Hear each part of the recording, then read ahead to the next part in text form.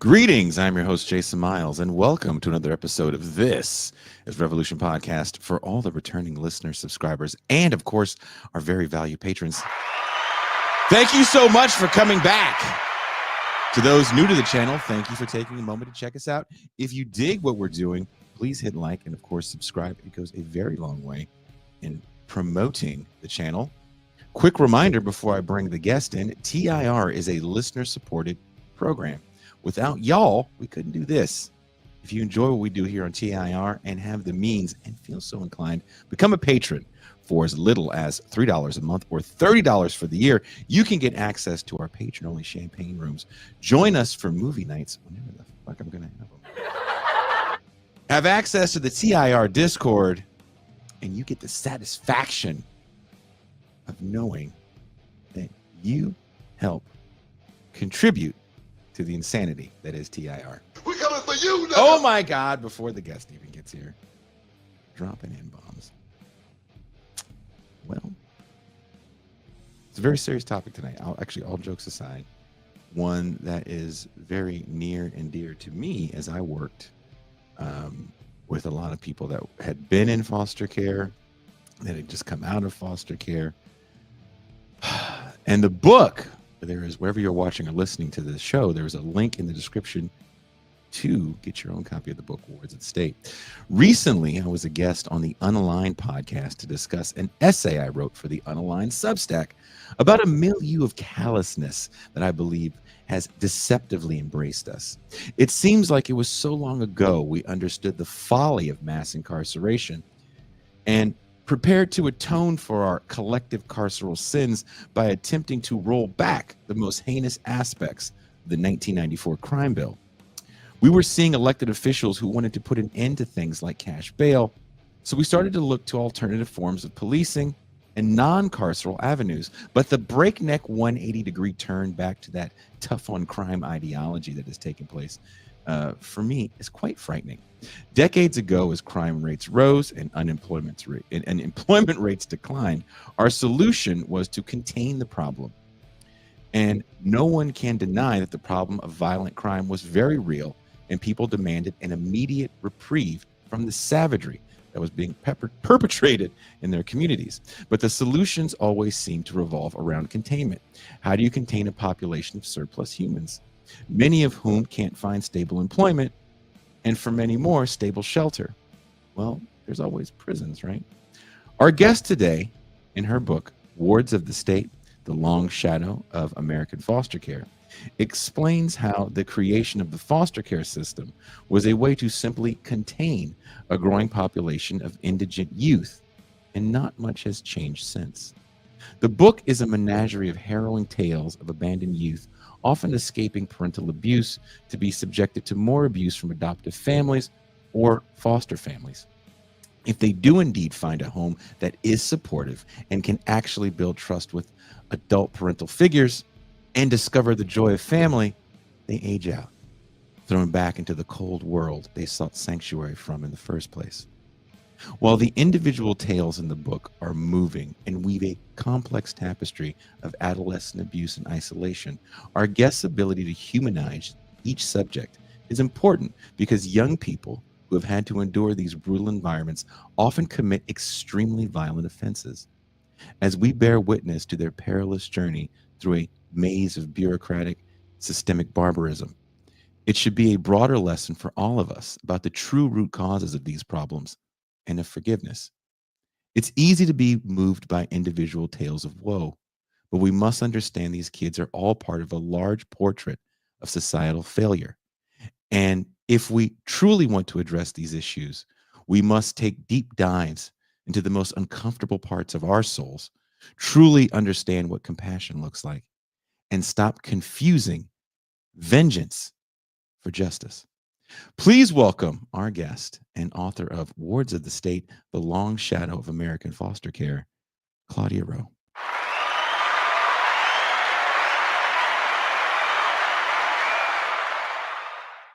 How are you? I'm fine, thanks. What an intro. Thank you for having me on. That was quite an intro. Well, when your publicist hit me up about this book, I think she just wrote one line like, An author wrote this thing about foster care to foster care to prison pipeline, and that's all I needed to see. I was like, that just I don't even need to see the book. Just go ahead, let's book it. This is let's do it. Because as I told you before when we were off air, I did work with the unhoused, so I do have familiarity with this. And the first subject in your book, a young lady named Maryanne, her story reads almost note for note of the story of Centoya Brown, the young black girl who, like Maryanne, murdered a person that I think she did sleep with them. She was pimped. She was using hard drugs. She confessed on a recorded police phone. Brown's case was able to get national attention due to memes and her depiction as a child with pigtails in her orange prison jumpsuit. And she was able to get much celebrity sympathy. She was released from prison after serving 15 years. Maryanne didn't get the same exact treatment, but she also went to a juvenile facility first. And she wasn't charged. No, she went to an adult facility first. It's a little bit more complicated, but I'll Oh, let's go. Let's go for it. Go explain Maryanne, because I don't know if you saw the same things in those people, but I definitely did when I was reading, and I was like, oh man, this is like almost beat for beat the same story, in and out of foster homes. A couple of major important differences. Okay. So when Centoya Brown committed her crime, she was not in foster care. She had been adopted. She had been in foster care as a very young child. She had been adopted. And as you'll see in Wards of the State, one of the major roots, one of the major sort of inflection points where so many kids in foster care end up eventually locked up is broken adoptions. So anyway, so it might seem like niggling or a fine point, but there's an important difference. Also, there was a really large age difference between Centoya Brown and her victim. He was a man in his 40s. The situation with Maryanne was I should say, when kids are in foster care, so they effectively have no one person, who is speaking for them, no parent, no real community. So I think it is easier for them to be invisible, frankly. There's really no one stepping up for them, advocating for them. Certainly the foster care system isn't once they've committed a crime.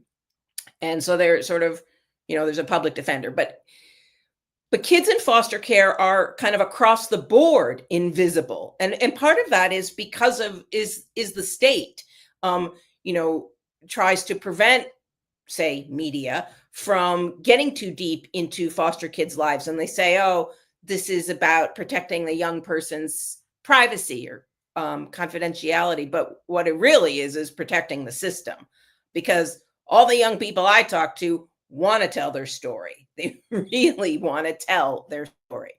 So that's one thing. The difference between having, a person who has claimed you as theirs, even though in Centoya Brown's case, I think this was not a successful adoption at all.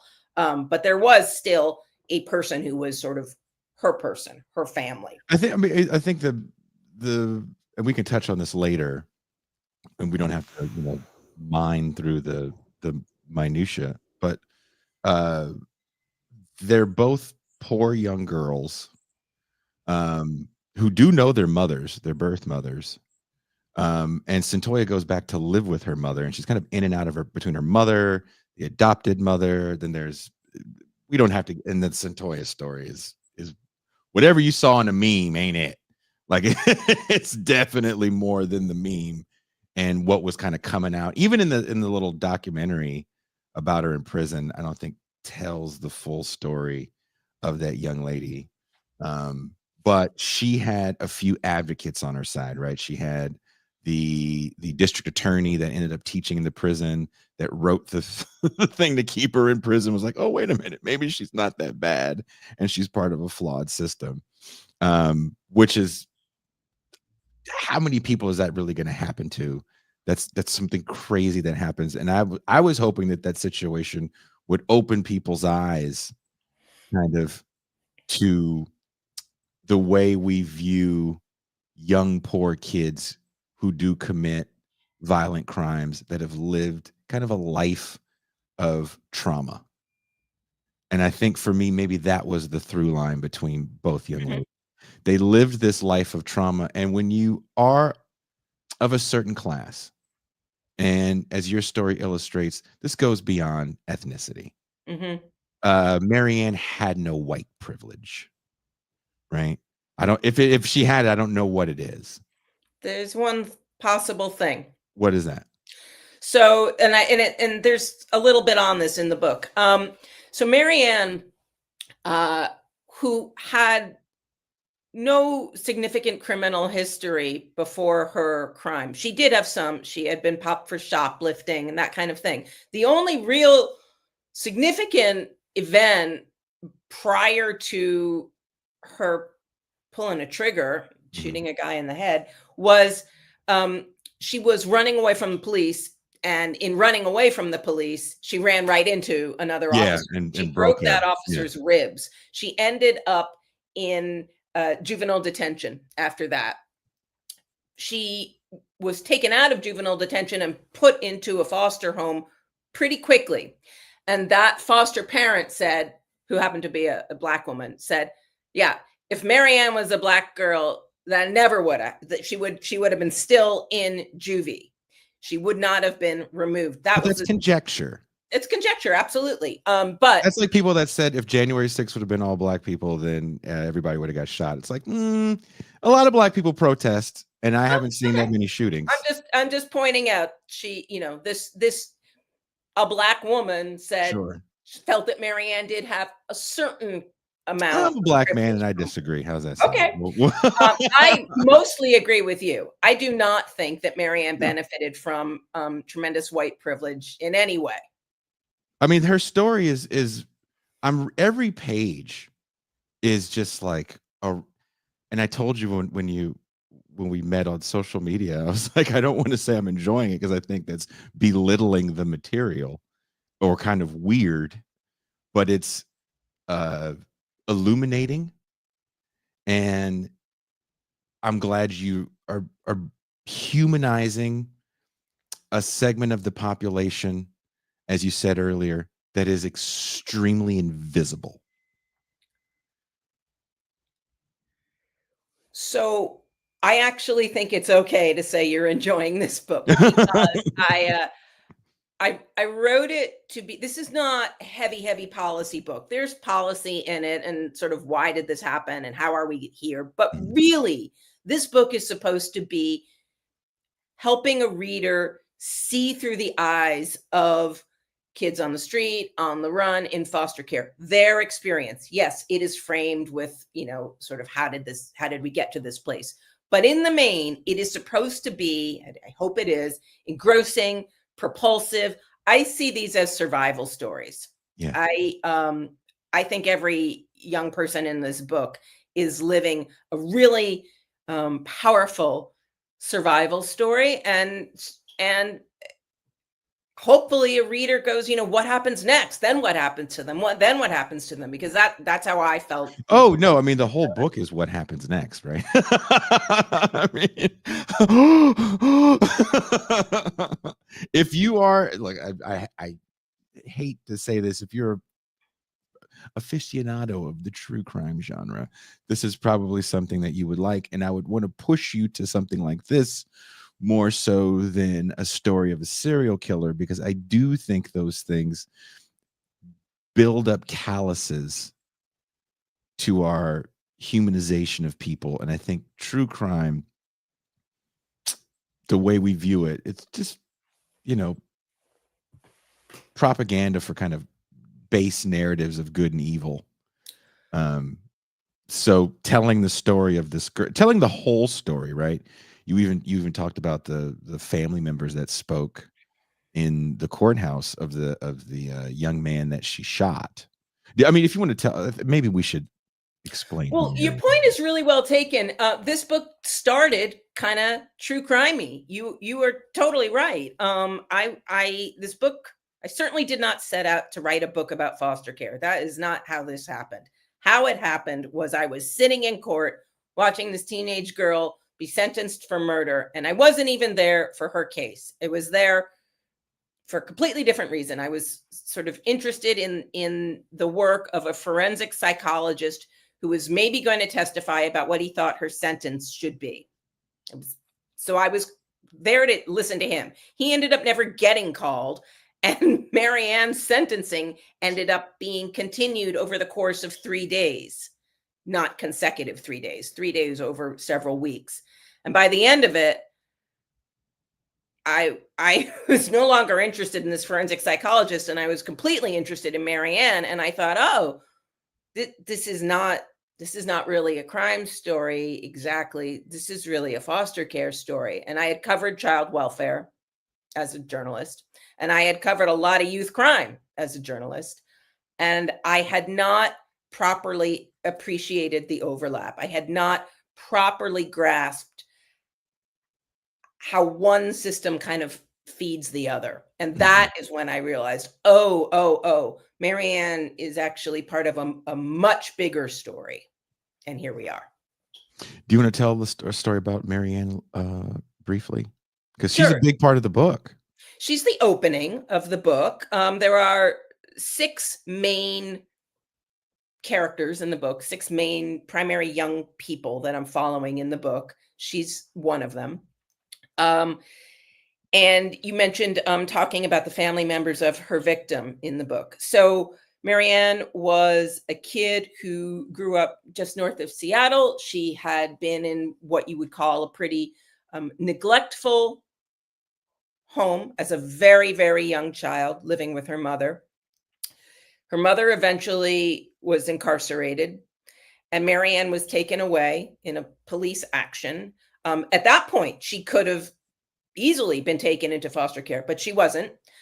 She was basically handed over to her father, who she didn't know very well. She went to live with him when she was about 6. That became a really abusive situation. She was being held out of school a lot. A lot of people noticed, a lot of phone calls getting made, neighbors hearing screaming in the house, neighbors aware that a little 6 or 7 or 8-year-old girl was locked up alone with no food. Eventually, finally, after many, many phone calls and many problems at school, police finally did show up, and they did remove Maryanne, and she went into foster care when she was about 10. So that's number one. What age you go into foster care is a factor. Maryanne had already endured quite a bit of abuse and neglect by that point. And then, it became really interesting hearing kind of how she acted at the beginning. She would just cling on to people. She really liked the first people who took her in. They were an older couple. They had all these puppies around. It was near Christmas time.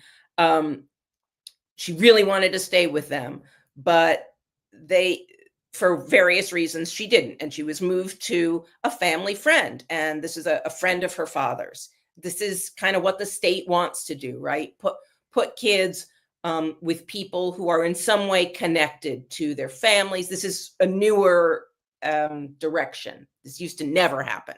But this happened here, Washington State, trying to be forward-thinking and progressive. They placed Maryanne with this friend of her dad's, a woman. But a lot of times when kids are in foster care, they have really challenging behaviors. It's not like you just give them a hug and it's all good. Maryanne was extremely demanding of this woman's time. She would have tantrums, she would cry, she would cling. And this woman, I think, felt that she couldn't manage her life with a kid with this level of need. So she asked for Maryanne to be removed. But to Maryanne, this is a kid. This is a 10-year-old kid. She is not understanding an adult's perspective at all. To her, it felt like total rejection. And in fact, there was no real preparation for this. Nobody sort of counseled Maryanne and said, hey, you're going to be moving somewhere else. And In this so many days. right, in so many It's days, just, and this woman really still cares about you. It's just yeah. her own life, blah, blah. None of that. I don't know that it would have mattered anyway at that point. But this is what happens with foster kids. Their behaviors are really difficult in many cases. And the adult, the foster parent, calls the state and says, I can't, you got to get this kid out of there. And a social worker calls up, or the social worker pulls up, or the social worker shows up at school. And this is what happened to Maryanne, and says, your stuff's in the back of my car. You're going somewhere else tonight. Maryanne is now in her mid-20s, and she still says this to me all the time. Wow. She never even said goodbye. She never even said goodbye. This woman who had taken her in, this friend of Maryanne's dad. That's what sticks with her. I mean, there's all kinds of rejection and rage and all that. Can I ask you a serious question though? You got to talk with a few of these people in the book. All of them. These foster parents. I was telling a friend last night who had texted me before I went full hog into your book. And I didn't know. I haven't seen this friend in a long time. We recently reconnected. And he's a foster parent. I had no idea. I was like, I'm reading this. I was like, dude, I'm reading this. I gotta go. I gotta read this. To continue to read this depressing book about foster care. No, not depressing. I think it's because I know these people. You know what I mean? In real life, and it's like, oh, I left that world because it beat me up. And he was like, did you want me to come on because I'm a foster care? I was like, no, I don't want you to come on because you're a foster care dad. But are they properly prepared for what they're going to deal with? I guess it's a two-part question. And number two, because of the nature of the industry, is it one of those things where a lot of these people have probably dealt with their fair share of Maryannes, and it's like, I can't do it anymore. This is beyond my scope. Next.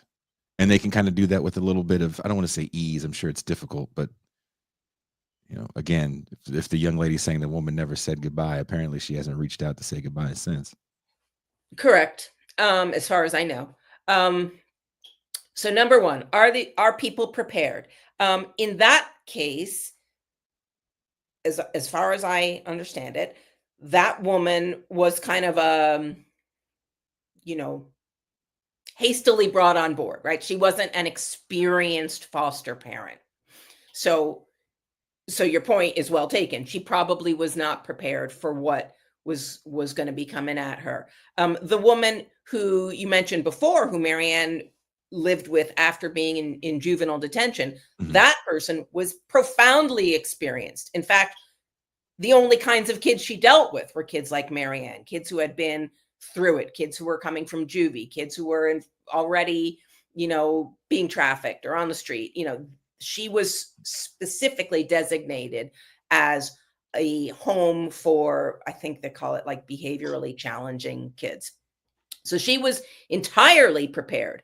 But in being entirely prepared, one of the things that she had taught herself to do, this woman who is named Tasha in the book, was sort of seal off part of her heart. She does care about these kids. She did care about Maryanne. But she had told the kids who stayed with her, don't call me mama anymore. She used to be mama. That was a rough part. That one line was like, to me, was like a dagger, because call me auntie, she said, because she wanted the connection, but not the mom connection. Because again, of the nature of the relationship, where this is your foster mom. We even use the terminology, right? This is your foster parent, whatever. It's because of the nature of the relationship, and the nature of the relationship is you will be moving on. This person is not an adoptive parent. This person is not, sort of foster to adopt, like you lease to buy a car, whatever. That this person is not a foster to adopt parent. And there are those in the system. She was not, and that's why. So because you're not, because the kids that live with you will be moving on,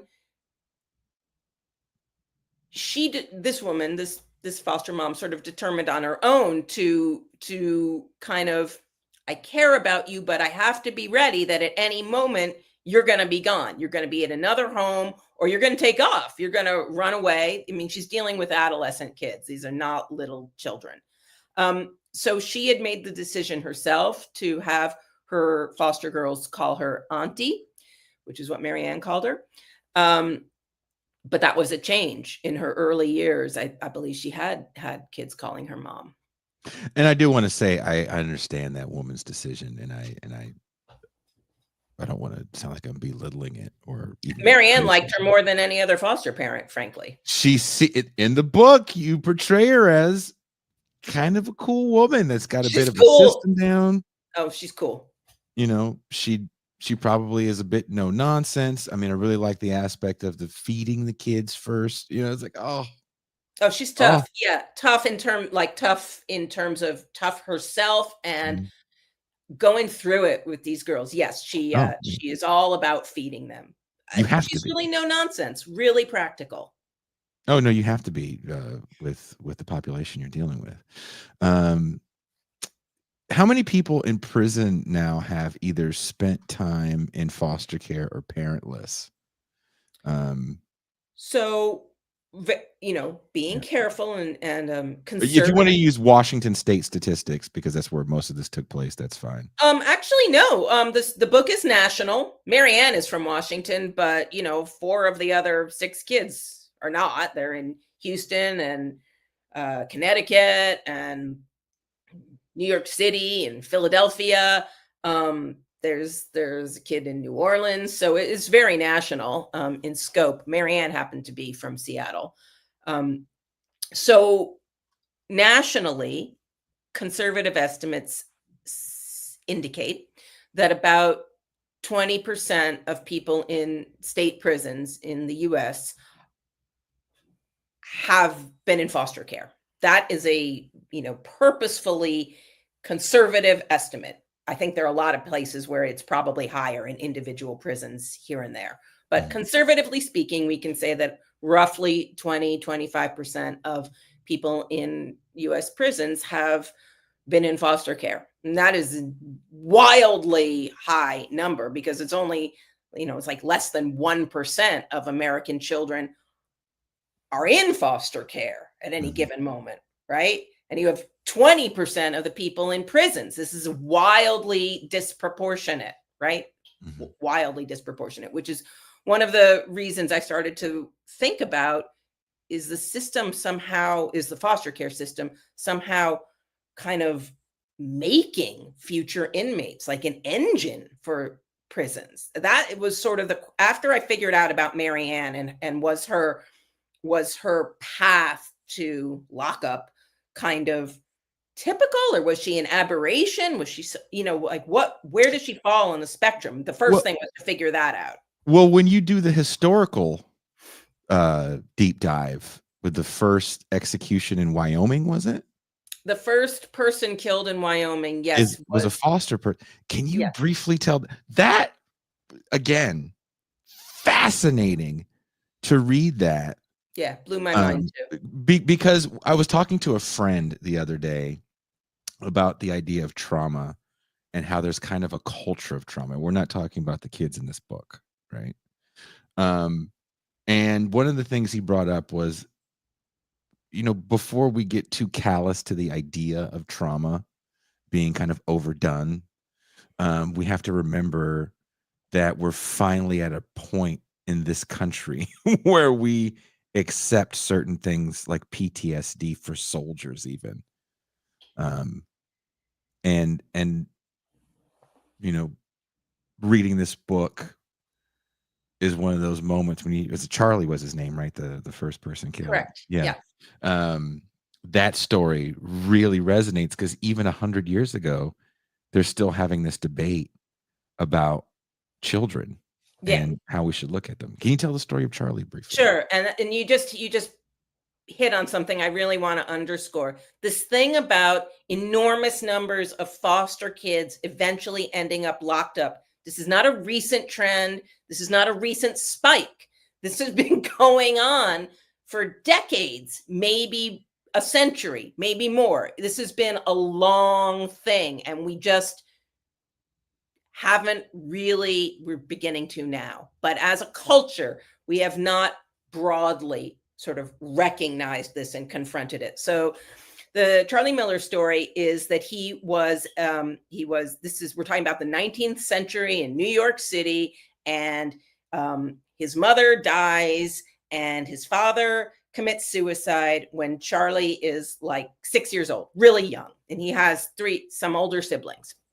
And all of them, all the 4 kids, get sent to an orphanage in New York City. And eventually the 3 other kids are adopted. This is in 19th century. So we're talking about the late 1800s in New York City. And this is exactly the time when there are just hordes of immigrant children on the streets of New York, and they're living on the street.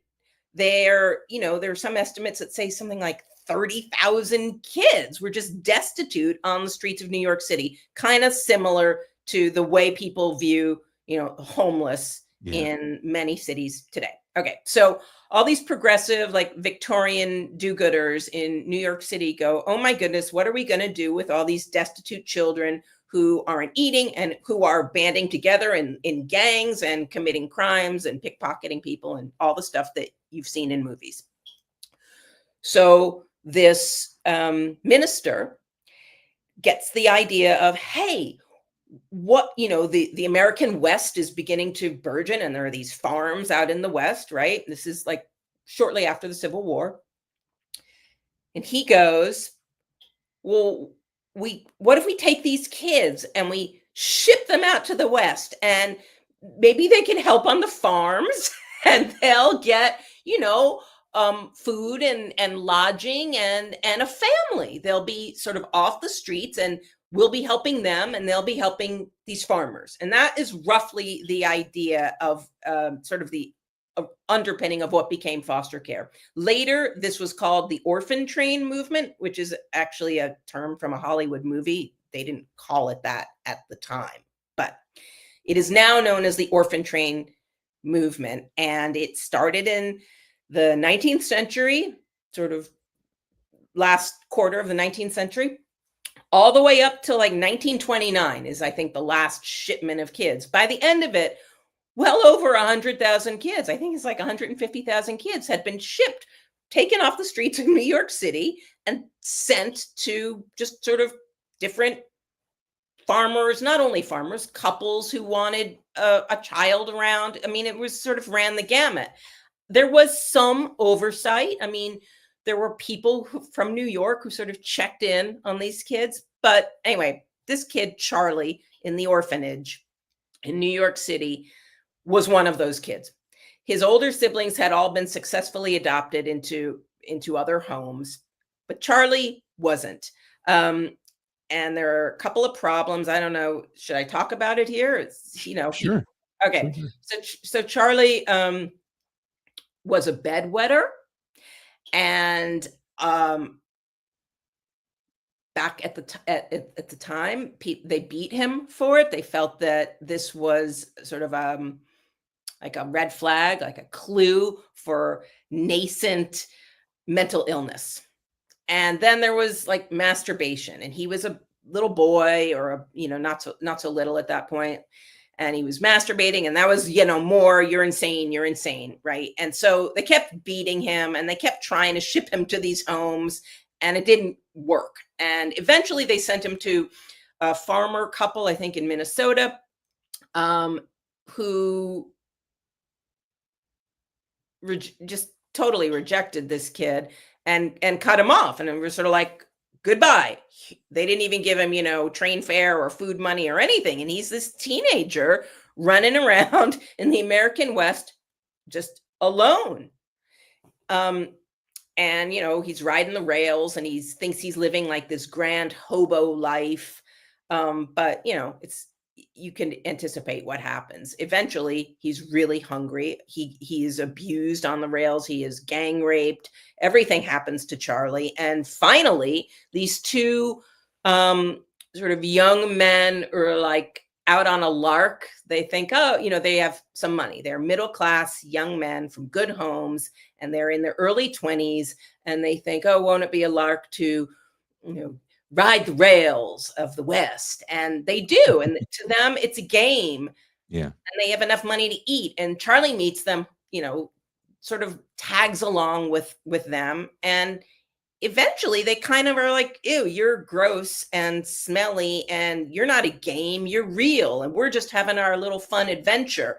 And they try to shake him, but he sort of clings on to them, and eventually he shoots them both, and steals their food. And it doesn't seem to be anything more than really kind of a crime of survival. And he's drunk. He's a teenager who hasn't been eating, and they all drink together, and he's totally drunk, and he shoots them.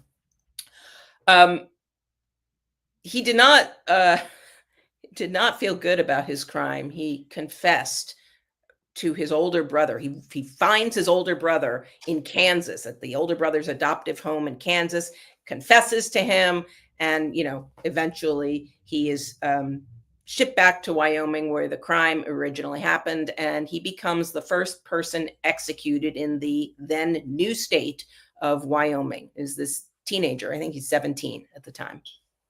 And to really kind of help people understand, because this happened, 1892?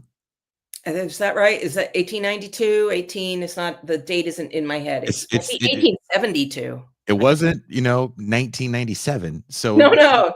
So guess what? He could have lived a life, never had to change his name, could have had a family. He didn't have to confess. This is a different time. This is there's no fingerprinting. There's no, hey, you look like the guy that we're looking. You don't know what you're looking for. No, he could have gone off. He could have been just fine. Nobody would have said boop. It would have been his own internal bullshit to deal with. So the fact that he turns himself in doesn't account for anything. No, it doesn't count for anything. He's wildly guilt-ridden, grief-stricken, guilt-ridden. Mm-hmm. Yes. And when you read, kind of back to the original thing about Centoya Brown and Maryanne, when you listen or read what prosecutors said about these people who were children at the time, children that were so unaware of what they had done, it never really, I think it dawned on them, but not really. Like they both kind of, oh, should I make up a story? when am I coming home? Right. And the way prosecution talk, and this goes on to this day, right? This young person, don't let them fool you. They are a sociopath. Absolutely. This was said about Maryanne, that she was a chronic liar and manipulator. Yeah, all the things, right? Mm-hmm. All the things. In fact, that is why, throughout this process, which is quite a long process, I started this book in 2019, and here we are in 2025, and it's about to come out. Throughout the process, I would ask, I had many, many conversations with all the main characters in the story, but Maryanne was the first, and I kept asking, and locked up when I met her, and I kept saying, you sure you want to keep doing this? You want to tell your story? You want to tell me your story? Why do you want to keep doing this? And she would say, because I want people to know who I am. She did not feel that she was seen, right? She did not feel she was being seen in foster care, but in court, in the prosecutor's explanation, telling of the story, of course, a prosecutor is going to shade it to get the verdict that they're looking for. But to Maryanne, through a kid's eyes, she's still a kid, she just couldn't understand that she was being portrayed in this way that she didn't feel was real to her experience. That's why she wanted to do the book with me. I mean, Sadly, that is the reality, right? Once you commit certain crimes to most people, you know, most people don't murder people. So the fact that that could be a survival instinct for most people, and everybody talks a big game. Had it been me, yeah, had it been you, you would have ran away. It's fine. It's okay to run away. But if you've grown up being prey your whole life, you know, you're going to have very different trauma responses. Your point is well taken about, most people don't murder people. And like I said before, the first thing I needed to find out was, is Maryanne unusual or not? And even though most people don't murder people and most people in foster care don't murder people, I mean, let's be clear here. That's true. However, Maryanne's path was so typical. She, was in handful of foster homes. She was adopted. The adoption didn't work out. Her adoptive parents rejected her. She was kicked back into the foster care system, a very common thing that people don't realize. Mm-hmm. And then she was a runaway, a chronic, compulsive runaway, constantly running from the foster home that she liked, her favorite foster home. This is super, super common when kids remain in foster care into adolescence. Running away is just chronic.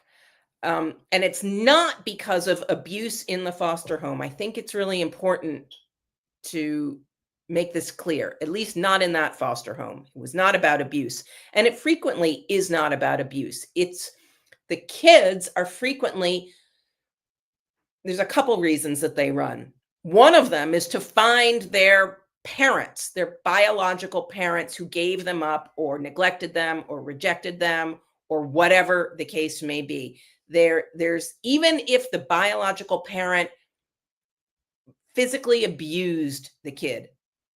In Maryanne's case, she was not looking for her father. She was constantly looking for her mother. Mm-hmm. And there are other people in the book also who had been like seriously abused by their biological parent, yet compulsively running away from their foster placement to find that parent and sort of give me a do-over. Let's do, it is a human compulsion. It is just a human compulsion. That is the number one reason kids in foster care run, to search for their biological families. And the second is like solidarity with other kids on the street, kids who understand what they've gone through, like all teenagers have. But running away is sort of the number one factor that lands kids in foster care with a criminal record, because even though running away is not a crime, the police will pick you up either for shoplifting or for being in a trafficking situation, for all the things that happen when kids run away, and you're going to juvie. You're going to juvenile detention, and there you go. You just got locked up, right? So that's number one. That's why the numbers are so high. Okay, so here's a question that a lot of people probably ask you on the street when you tell them what you do for a living. Maybe they don't ask you this, I don't know.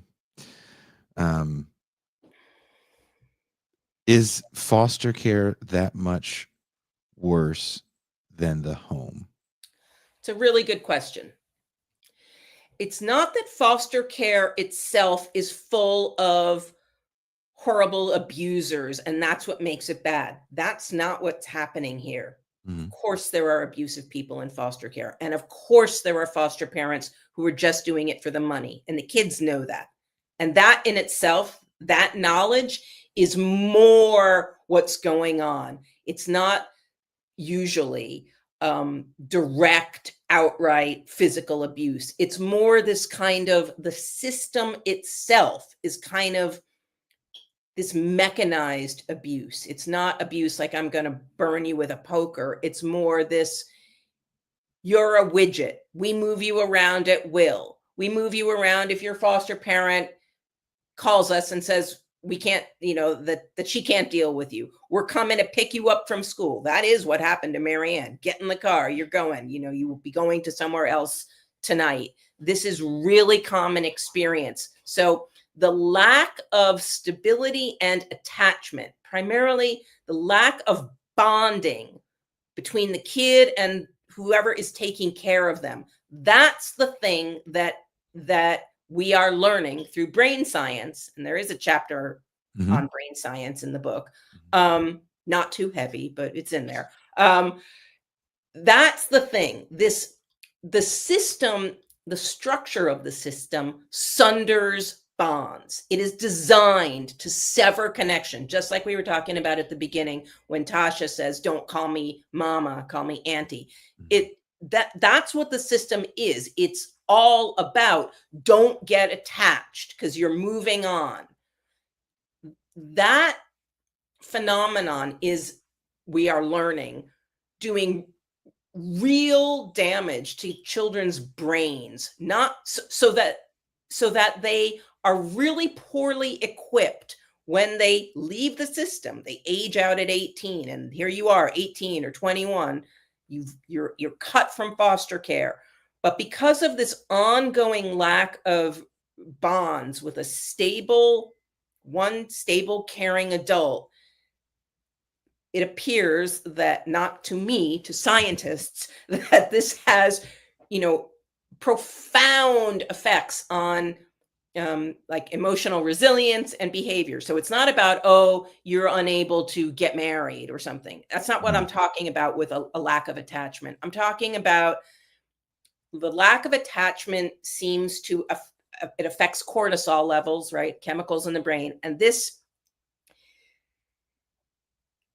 affects a young adult's ability to weather kind of the challenges of life that we all weather, like impatience or boredom or humiliation. You've been insulted, you've been disrespected, you're angry, you're sad, all the things that all of us feel all the time. To a lot of people who have been through foster care, the emotional resilience to sort of swallow that and keep going, to persevere, is not there. And that, I think, is the true abuse of the system. It's not that there's any one person usually doing it. It's the system itself is undermining like an essential human development stage, which is making attachments in your brain. A brain development stage, making attachments, that has a profound effect on everything else in your life that comes later and enables you to be a sort of productive adult. This is what a lot of foster kids don't have, even if they're in a good situation. Nobody's hitting them, they're getting fed, but they're moving on, right? That's the hard part about the whole thing.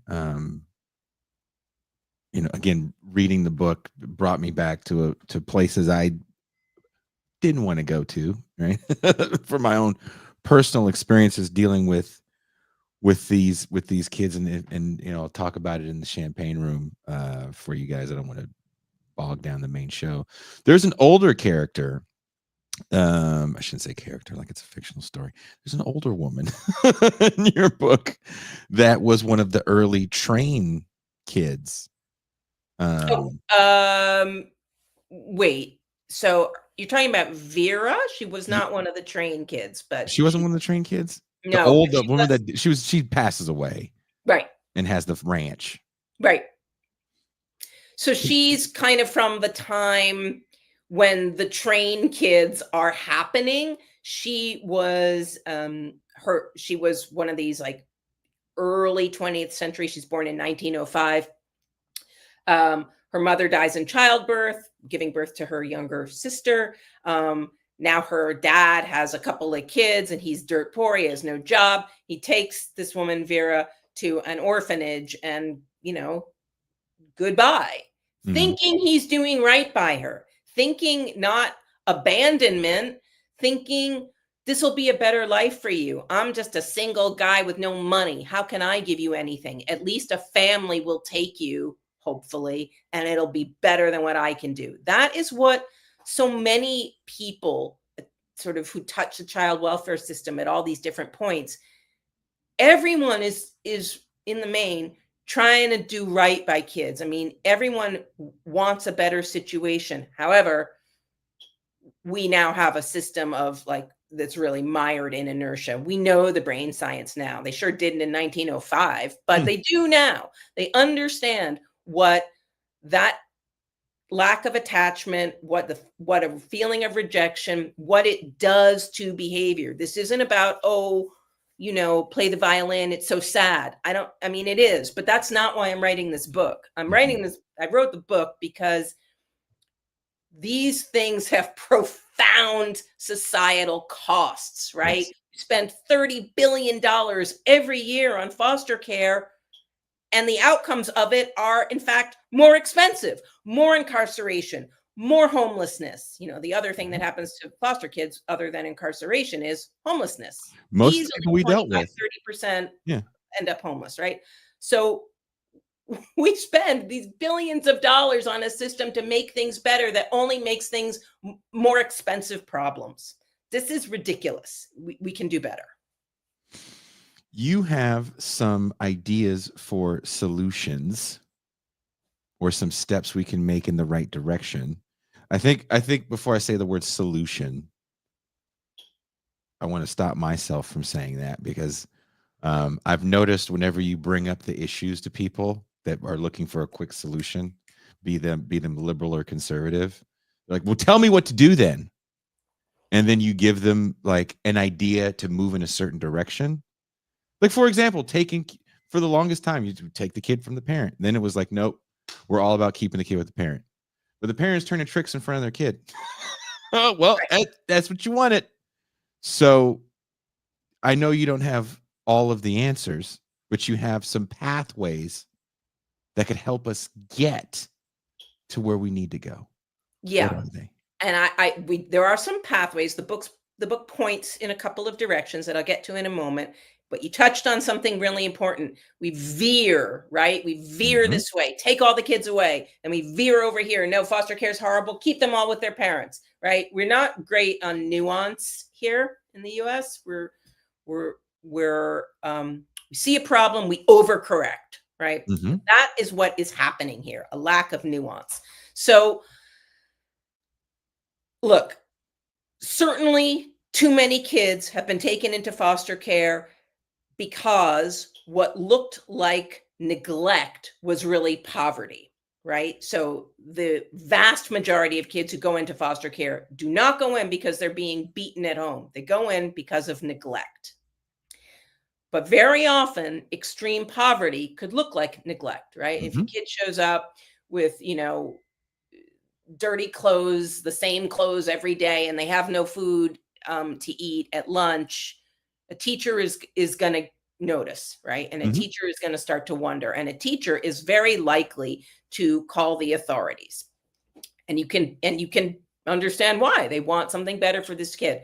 The problem is when the system traditionally, when the system has been involved, it has seen that kid as a victim of neglect rather than potentially checking to see, hey, if that parent had, help keeping the electricity on, or help getting more food, or help with mental health or substance abuse, would it make a difference, right? Now, look, you can't flip a light and be like, yeah, do that. It's all good. It's not like that. This is, these are human beings, and there's subtlety and there's individual cases, right? Not everything works for every person, but we can definitely say more kids were taken into foster care than needed to be, largely because of neglect having to do with poverty. Every kid in foster care is low income or poor. There's virtually no one from middle class or affluent families in foster care that we certainly know that abuse and addiction and mental health problems and all the rest of it goes on in affluent homes all the time. But those kids are not removed. Only kids in that situation who are the children of poor parents, they're removed. So number one is this thing about neglect. And then to answer your question about pathways towards something better, one of the things that is happening more and more now, and one of the main subjects in the book, this guy Sixto Cancel, who was a foster kid in Connecticut, has I don't want to give away too much, but he has been a leader in pointing toward more use of kinship care, which is placing kids with relatives, or you could even a close family friend or a teacher or a coach, someone who knows the child, somebody who is connected to the kid. There is a bond there. Mm-hmm. So this used to be like forbidden, right? It was all about, oh, if a kid's from a bad home, let's, everything about that home, including anybody related to that home, we've got to obliterate this from their life and their consciousness, and sort of like magical thinking of, oh, if you just erase that reality from their lives, then it'll just be gone, and they'll go into these happy new worlds of productivity. Yeah. That is not, and we know, right? That is not how human beings work. They have memories. They have, feelings.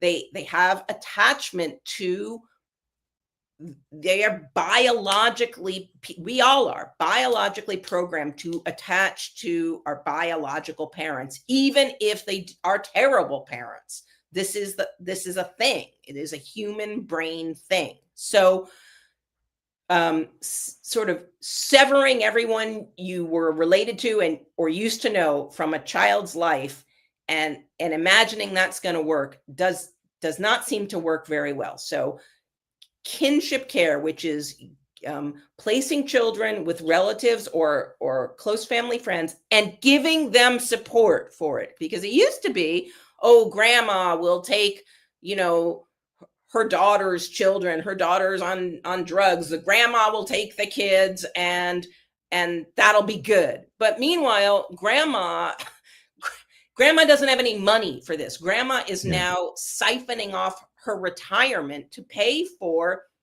kids. Kids are expensive, right? What is new is getting support, state support, money, right? For kinship caregivers, relative placements. That's one thing that I'm not saying it's perfect. I'm saying it is a reform that takes into account that bonds are important. Like, it's not a conscious thing. This is a, like ingrained in people thing. And you have to sort of work with brain science. You have to work with the way human brains work and develop. So if foster care could more orient or align toward that, toward working with the way human beings' brains actually operate, go a long way toward making things better. The other thing is sort of along the same lines, which is this effort out of California called Quality Parenting Initiative. And it is spread across the country. It is now being adopted in like 10 states, but not everywhere, right? Like in different jurisdictions within 10 states. And it's kind of doing the same thing. It's saying foster parents shouldn't just be seen as like a way station on this, just one stop on the journey, and a kid will go to another foster parent and another endlessly. And they shouldn't be a glorified babysitter or a way station. They should actually be part of a kid's life, like their attachment. Even if the child has to move on to another placement, that original foster parent should be able to check in on them. How are you doing? How's it going? Have phone calls. That is often discouraged, sometimes forbidden. This whole thing, this traditional way that the system has worked, which is about severing attachment, is totally backwards. It is the wrong thing for sort of healthy brain development. So that's what I would say to your question, Jason. If there were one thing to sort of, turn the boat, right? Mm-hmm. Some kids, like there's too many kids taken into foster care, but at the same time, some kids absolutely are not safe at home. They cannot be with their biological parents. So they have to go in somewhere. They have to go into foster care. If foster care were more aligned toward the realities of sort of human brains, it would be a lot better. Her name is Claudia Rowe. The book is called Wards of the State, wherever you are watching or listening to the show later on the audio podcast that is rated on Apple. take that. There's a link in the description. It is the first line in the description, as always. Claudia, it was a pleasure to speak with you. Thanks so much for your interest in this. And I will just tell your listeners, though it may be dark and depressing at times, these people are survivors, and there are sort of avenues toward a better way here. I actually find like a lot of hope in this book. I mean, these people that I focus on are, to me, so much strength, have been through it, still fighting to make themselves, to make their own lives better, to live a better life. And I find that, powerful. I mean, the Sixto section of the book is actually quite interesting. And I wanted to get into that, but it's late. We can't do it. If you want to get into it real briefly. Okay, super fast. Sixto was taken into foster care really, really young, as a tiny little kid. He was eventually, he was sent back to his biological mother. No, that couldn't work. Not safe. Back into the system. He was eventually adopted when he was, I think, about 9 or 10. That adoption was horrible. Really bad for Sixto, and he started running away all the time. He went back into foster care. So this is a kid you would think would absolutely end up locked up. He has all these sort of hallmarks. That is not what happened. Sixto ended up becoming kind of like a regular presence on Capitol Hill, has been to the White House numerous times, worked with 3 presidential administrations to change foster care, and he is doing it. He is an activist. And he went to, what school did he go to first? Because he tried to get into Harvard. He didn't get into Harvard. Tried to get into Harvard. He didn't get into Harvard. He did get into Morehouse. Morehouse. That's what he went to. Morehouse. Yeah. He went to Morehouse, but for only a minute. He didn't, in fact, actually matriculate there. He did get in. He almost went there, and at the last minute, Virginia Commonwealth. Right. He went in a different direction. Right. Yeah. You'll have to hear why, but it has to do with stuff that happened at Morehouse. Yeah. So again, it's a very, like I said, illuminating book. Everything I said in the introduction, I still mean from the bottom of my heart. Again, Claudia, thank you so much. Whatever else you're working on, you have my information now. You could just send it right to me, and you're in. So articles as well. Send it to me and we'll have you on. All right. This is what I do. I mean, I work at the Seattle Times, and I write about the same stuff. I write about juvenile justice, child welfare, public education. Oh man, I have so many questions for you about the Chaz. We should talk. We should talk. I have your info. Thank you very much, Claudia. Have a very good rest of your evening. Thanks. You too. Her name is Claudia Rowe. Wherever you are watching or will be listening to this show, there's a link in the description to the book. I really dug it. I'll be in the Champagne Room if you guys want to join me.